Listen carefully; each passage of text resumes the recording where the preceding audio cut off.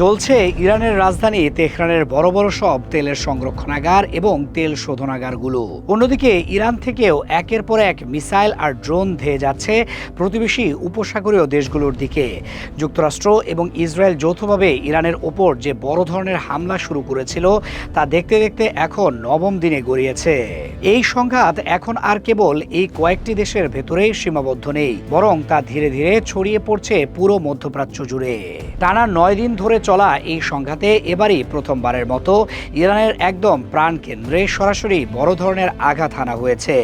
Israeli বাহিনীর এবারের মূল লক্ষ্য ছিল তেহরানের বিভিন্ন তেল সংরক্ষণাগার বা অয়েল ডিপো এবং রিফাইনারিগুলো। ইরানের শাহরান, আগদাসিয়াহ, তেহরান রিফাইনারি এবং কারাজের মতো অত্যন্ত গুরুত্বপূর্ণ এলাকাগুলোতে একযোগে ভয়াবহ সব হামলা চালানো হয়েছে। এসব হামলার ফলে তেহরানের আকাশ এখন রীতিমতো কালো ধোঁয়ায় পুরোপুরি ঢেকে গেছে। শহরের বিভিন্ন প্রান্তে তেলের স্থাপনাগুলোতে বড় বড় আগুন জ্বলতে দেখা যাচ্ছে। এখন পর্যন্ত পাওয়া খবর অনুযায়ী এসব হামলায় অন্তত 4 জন মানুষ নিহত হয়েছেন। ইরানের রাষ্ট্রীয় গণমাধ্যমগুলো এই ঘটনাকে সরাসরি যুক্তরাষ্ট্র এবং জায়োনিস্ট বা ইসরায়েলি শাসনের যৌথ হামলা বলে বর্ণনা করেছে। তারা স্পষ্ট জানিয়ে দিয়েছে যে এমন হামলার জবাব তারা নিজেদের মতো করেই দেবে। বাস্তবে ঠিক সেটাই ঘটছে। ইরান এই হামলার পাল্টা জবাব দেওয়া শুরু করেছে। তবে আশ্চর্যের বিষয় হলো তারা কেবল ইসরায়েলকেই নিশানা করছে না, বরং তাদের এবারের হামলার বড় একটি শিকার হচ্ছে আশেপাশের উপসাগরীয় দেশগুলো। ইরানের ছোড়া একটি ড্রোন গিয়ে সরাসরি আঘাত এনেছে বাহরাইনের একটি পানি শোধনাগার বা ওয়াটার ডিস্যালিনেশন প্ল্যান্টে। এই কারখানায় মূলত সমুদ্রের লবণাক্ত পানিকে খাওয়ার উপযোগী মিষ্টি পানিতে পরিণত করা হতো। ড্রোনের আঘাতে এই স্থাপনাটি বেশ মারাত্মকভাবে ক্ষতিগ্রস্ত হয়েছে। অন্যদিকে কুয়েতে চালানো ইরানের আরেকটি হামলায় 2 জন মানুষ নিহত হয়েছেন বলে খবর পাওয়া গেছে। তবে সৌদি আরব এবং সংযুক্ত আরব আমিরাত আগে থেকেই এই ধরনের পরিস্থিতি মোকাবেলায় প্রস্তুত ছিল।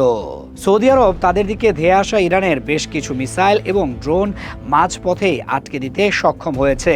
পাশাপাশি সংযুক্ত আরব আমিরাতের আকাশ প্রতিরক্ষা ব্যবস্থাও ইরানি মিসাইল ও ড্রোনের আক্রমণ ঠেকাতে এই মুহূর্তে পুরোপুরি সক্রিয় অবস্থায় রয়েছে এবং তারা সার্বক্ষণিক নজরদারি চালিয়ে যাচ্ছে। উপসাগরীয় দেশগুলোর পাশাপাশি ইরান তাদের মূল প্রতিপক্ষ ইসরায়েলের দিকেও বেশ কয়েকটি মিসাইল ছুড়েছে। ইসরায়েলের ভেতরে এসব মিসাইলের ধ্বংসাবশেষ বা শ্রাপনেলের আঘাতে অন্তত 3 জন মানুষ আহত হওয়ার খবর পাওয়া গেছে।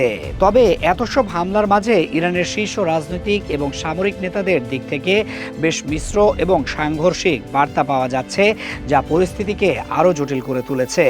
একদিকে ইরানের প্রেসিডেন্ট মাসুদ পেজিশকিয়ান উপসাগরীয় দেশগুলোতে ঘটে যাওয়া এই হামলার জন্য একরকম দুঃখ প্রকাশ করেছেন এবং ক্ষমা চেয়েছেন।